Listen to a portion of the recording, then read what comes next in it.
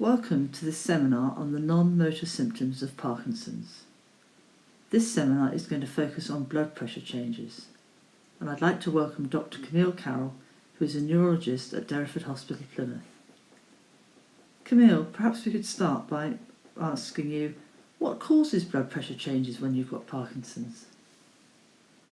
Yeah, thanks, Jane. So blood pressure problems are actually quite common in Parkinson's. On the whole, as people might appreciate, one of the more common problems in blood pressure with Parkinson's is the blood pressure can have a tendency to dip low, and that's because the blood pressure reflexes that we all have tend to go a bit awry. And that's because the nerves that supply the blood vessels in Parkinson's are affected. So the reflexes which normally kick in when we go from lying down or sitting up to a standing position is that the blood, of course, will tend to drop with gravity. And what happens is the sensors that we have in our necks and other places kick in, and a reflex activates, which causes those nerves to supply the blood vessels to constrict, to tighten up, and keep the pressure in the system. And those reflexes are sluggish in Parkinson's. And of course, they can be sluggish in all of us at the best of in some occasions. So, for example, if it's a very hot day and we haven't drunk enough water, and we've maybe had too much alcohol, or you've maybe had a heavy meal, and you get up suddenly and you feel a bit lightheaded, and you might faint in that situation.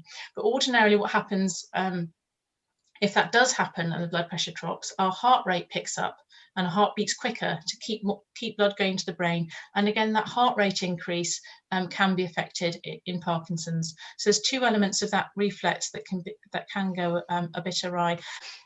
This is a very medicalized image, and I have to apologize to folks because ordinarily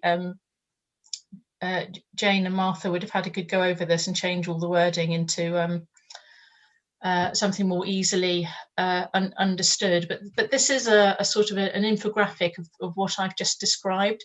So in the middle there, you can see that there's normal blood pressure, which we all try to maintain, and it's important to maintain a range of blood pressure to protect our heart, to protect our kidneys, but most importantly, keep blood going to the brain so that the brain functions. And of course, lots of things can affect our blood pressure. So if we're running, that'll put the blood pressure up. Blood pressure can drop, as I've said, at times. And so these reflexes kick in. If you look at the bottom circle is what happens when the blood pressure drops. So blood pressure drops, the blood pressure sensors pick that up. You have the blood vessels constricting, the heart beats quicker, and that keeps the pressure up in the system. And likewise, in the top circle, that's what happens if blood pressure goes up. So if blood pressure goes up, then again, similar sort of reflexes kick in, but in reverse. So the blood vessels can dilate a bit, and that causes blood pressure to come down.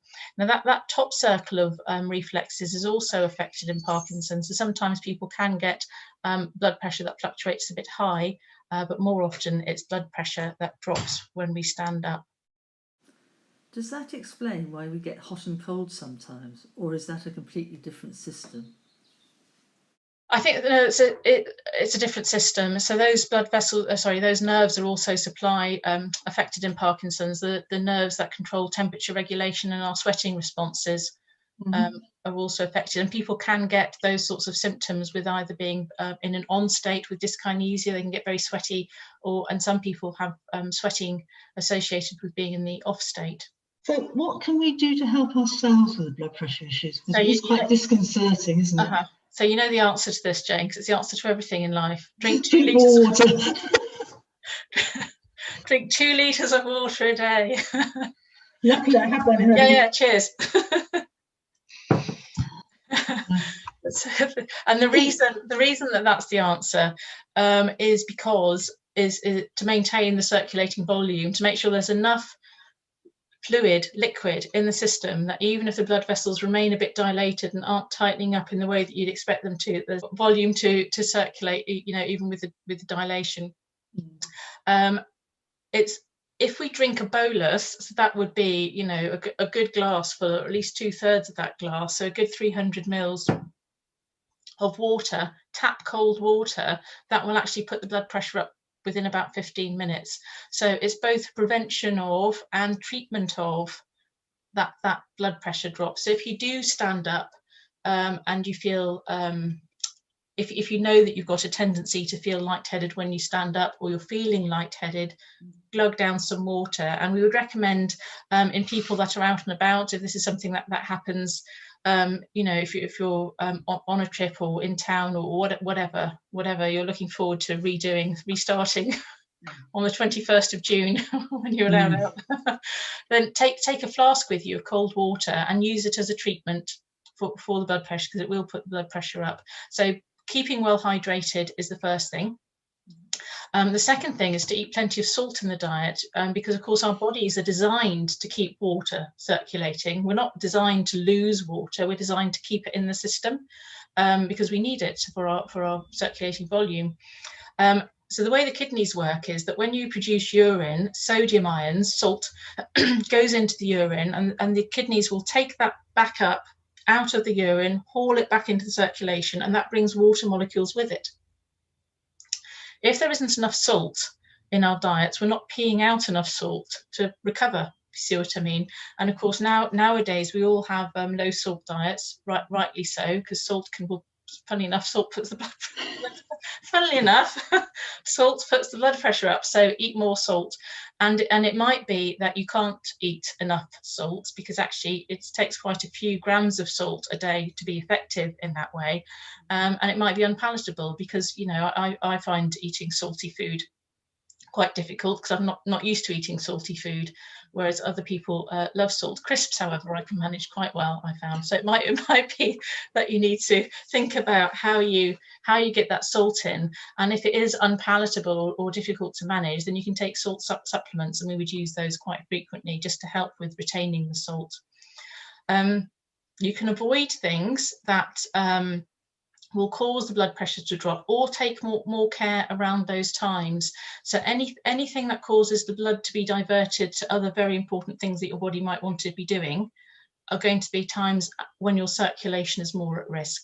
So if you've just eaten a heavy meal, for example, and the blood supply gets diverted to the stomach or to the digestive system to help digest that food, you're going to be more at risk of the blood pressure dropping. If you've just done some exercise and the blood supply is obviously diverted to the muscles, then you're going to be more at risk of a blood pressure drop. So be aware of when those risk times are, and make sure you're well hydrated.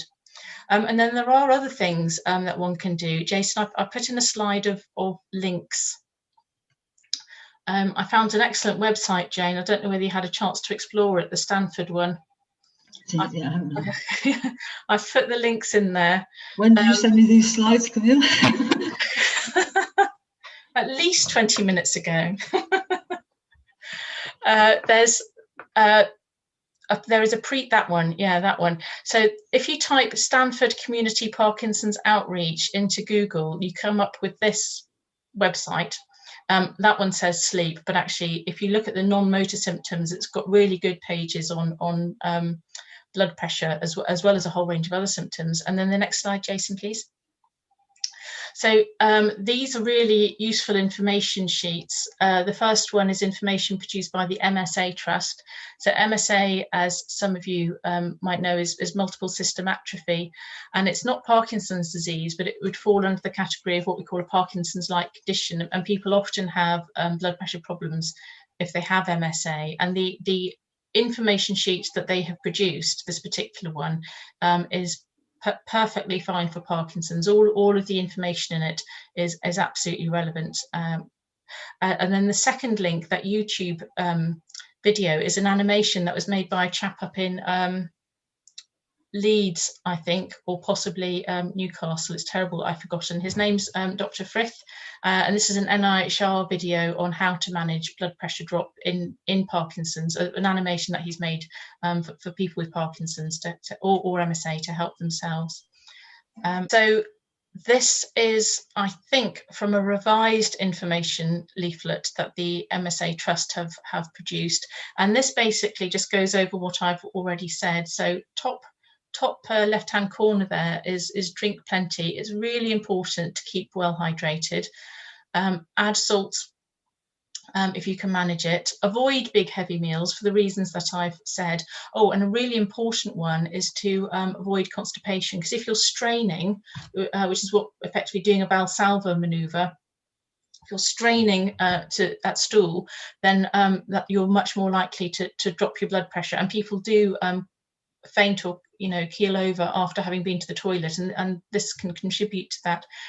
And of course, one of the key elements of avoiding constipation is to drink plenty and keep rehydrated. So as we eat and drink, of course, we absorb water from what we eat and drink, and we do that right at the bottom of the bowel. So our bowel contents, as you'll realise, through vomiting and diarrhea, our bowel contents are liquid all the way down until they get right to the bottom, and then when the stool is in the rectum, that's where we absorb water from the stool. So if you're a little bit dehydrated, or if you're dehydrated at all, the body is going to get as much water out of those stool contents as it possibly can, and that will contribute towards forming a hard stool, which is hard to pass, and being constipated. So avoiding dehydration is a really critical part. There are other things that you can do. Getting up slowly, of course, is advised, so you don't leap up from any position. If you know that you've got a tendency to be unsteady or lightheaded, just make sure the body's had time to adapt, because those reflexes, they won't, chances are they'll still be there, they'll just be sluggish, so just give them time to kick in for the blood vessels to constrict. And if you can avoid lying completely flat, so that change in posture isn't as marked, that can help.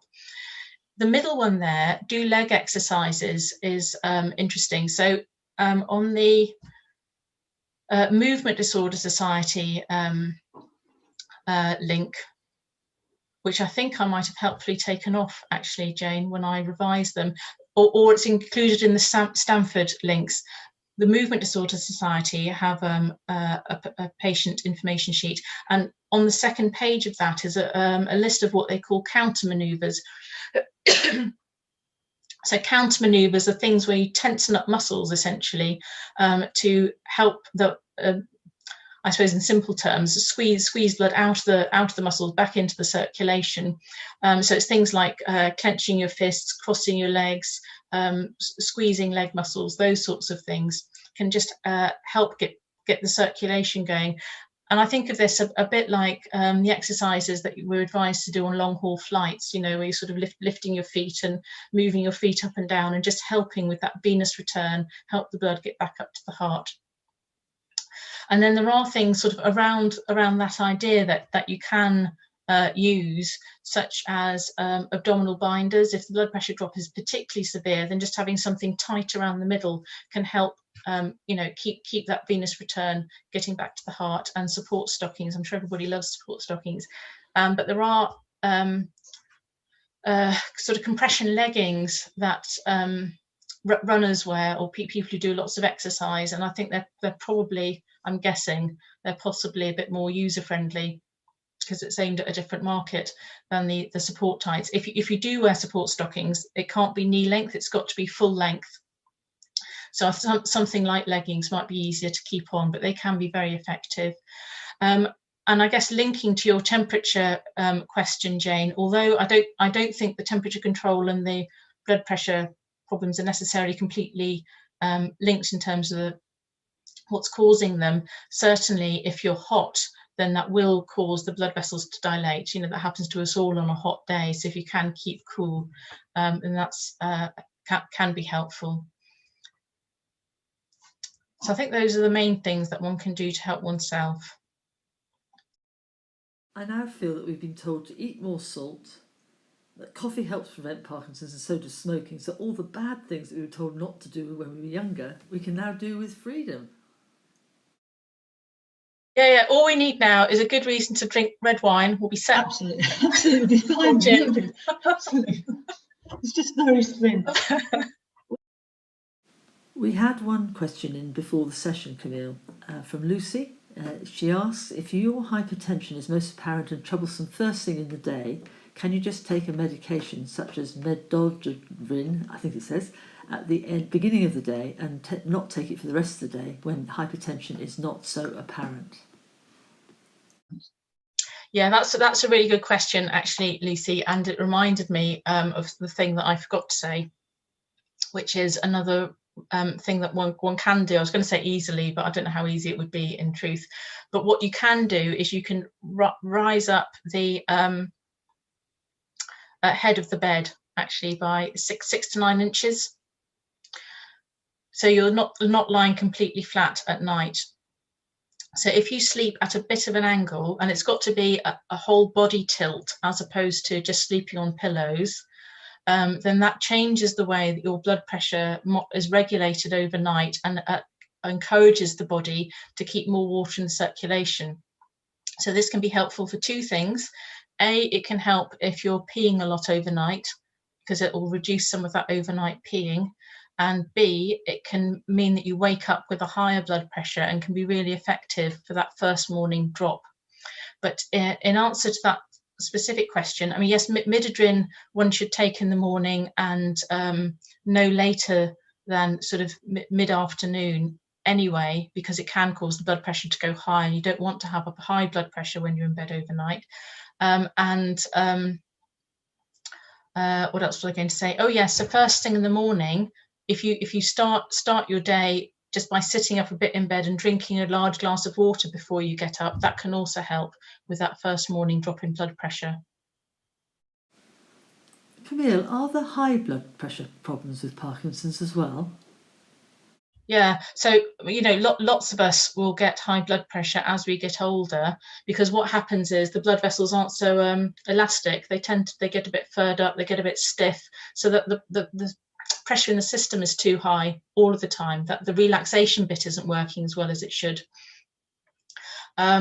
So one can get a situation where you've got high blood pressure when you're lying down, or at other times, and then when you're standing up or exercising, the blood pressure is dropping and you can't get it up. So you've got that, really difficult situation actually of having what we call supine hypertension, where the blood pressure is too high when you're lying down, and orthostatic hypotension, where the blood pressure is too low when you stand up.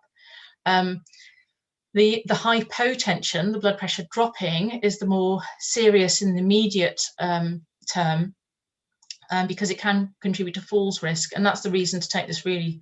I mean, there are lots of reasons to take this really seriously, but an immediate one is because it can contribute to falls for sure. So it can have a serious consequences in terms of injury.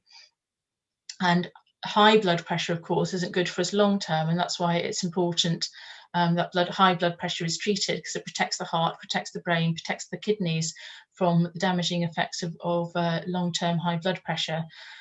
So that can be tricky, and sometimes getting that balance right is difficult, and having information on which to base treatment decisions can be really helpful. So generally what I advise people to do is, if they're running into difficulty with blood pressure, is first of all to get a handle on, is it dropping, and if so, when? So I advise people to take their blood pressure lying down and standing up, and remind me to come back to that. Let me make a note. EPs. So I want to talk people through how to do that. Lying down and standing up twice a day, first thing in the morning and mid-afternoon.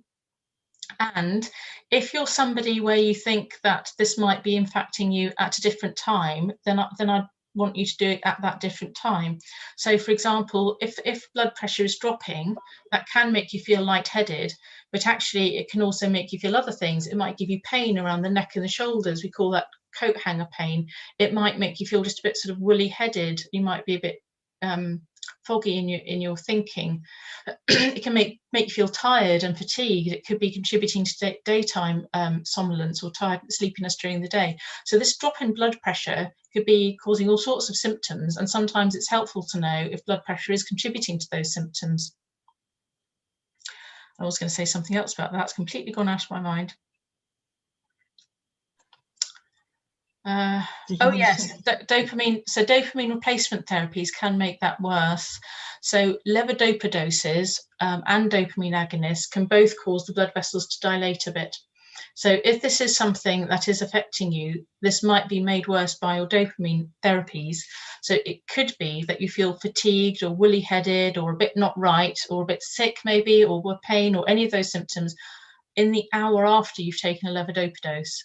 So it'd be interesting to know whether a drop in blood pressure was contributing to that. So in that situation, plus the sort of standard twice a day, just for 3 days, just to get a picture, it can be really helpful just to document the blood pressures.